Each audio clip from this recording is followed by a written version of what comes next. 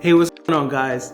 A lot of people ask me, like, hey, how did you get started in the Airbnb business? And they also ask me, why did you get started in the Airbnb business? Because here's the deal. I've been a full-time entrepreneur since 2013. I've done a lot of different things.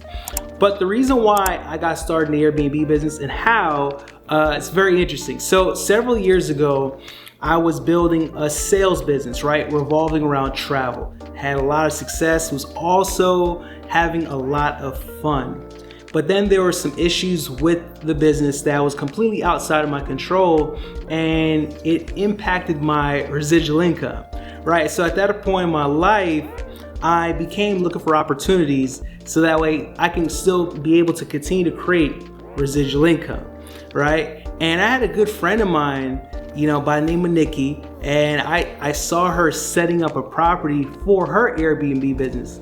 And what I found out was I can actually do this without owning property. And that whole concept was just crazy to me because I was in real estate, prior to that, right? I was wholesaling real estate. That was kind of my introduction to real estate. But to my understanding, the only way to really make money, on a monthly basis or even just period outside of, say, fixing and flipping or just, maybe being a developer, was really the buy and hold method, actually buying the property, right? Getting a mortgage or utilizing creative financing and then renting it out. And that's how you create, cash flow off of properties. But when I found out that you can actually rent/lease properties and you can utilize that for, say, a platform like Airbnb, that was mind blowing for me, right? And then I became really just interested and excited about that concept because I saw my friend making great income. So I started my journey, right? I was a student trying to figure out this whole thing. And, I remember my first property, I came across, that particular property off Craigslist. And it's so interesting because when I was searching for properties, I remember the landlord had literally wrote in the description that this is a 2-bedroom, 1-bathroom, apartment. You can live in one and you can also Airbnb the other one. And you can actually make some extra income while you're living there. And I was so excited because I was like, man, this landlord is actually open and willing to let you Airbnb the place while you're there. So I was like, you know what? Let me reach out to them. So I reached out to the landlord and lo and behold, we came to an agreement and I got a lease on that particular property. And it was in a really good location. I furnished it, listed on Airbnb, start creating amazing cash flow, right? I want to say that property was probably netting me about $2,000+ right, every single month, right? Again, and I didn't have to own the property, right? Literally just threw some furniture, made it look nice, right? To the point where a traveler would be able to enjoy their stay, and I started making money. And then from there, I got more properties, and got more properties, and I started to learn how to systemize and actually build a system around the whole entire process, whereas I didn't have to clean properties. I didn't have to be the one to fix things in case anything were to break. I didn't even have to eventually start furnishing the properties, right? I actually started hiring other people to do that process, so I didn't have to furnish properties. And then where it got really exciting was I no longer have to talk to guests, right? Which is probably my favorite part, right? Because I literally hired a virtual property management team, also known as virtual assistants. So all throughout the day when I'm getting messages from guests, I have other people taking care of that whole process.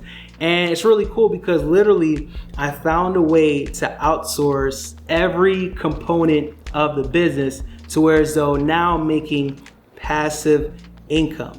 Now, the interesting thing was, if you would have told me many years ago that I'd be building an Airbnb business, I probably wouldn't have believed you, right? It was nowhere near, in my mind. But life is interesting, right? I was really engaged in other businesses, but because things happened, I became very open-minded. It just so happened that my friend was doing that, so I saw that, and that's why it's really important to really choose who you surround yourself with wisely, because again, you know, whatever's in front of you, the conversation that you're having, that's going to be the things that you do, that's going to be the things that you get influenced by, and that's either good or bad, right? So I was influenced to do the Airbnb business, and just guys, years after years after years, I've been continuously making amazing passive income. I've went through a lot of ups and downs, because here's what happened as well, which is really, really key. That first place, I got it with the understanding that the landlord knew that I was gonna, pretty much be Airbnb the property. But as I started looking for more properties, I didn't always get consent. I didn't always get permission from the landlords and prop managers. And I just started Airbnb, different types of apartments and different types of properties, right?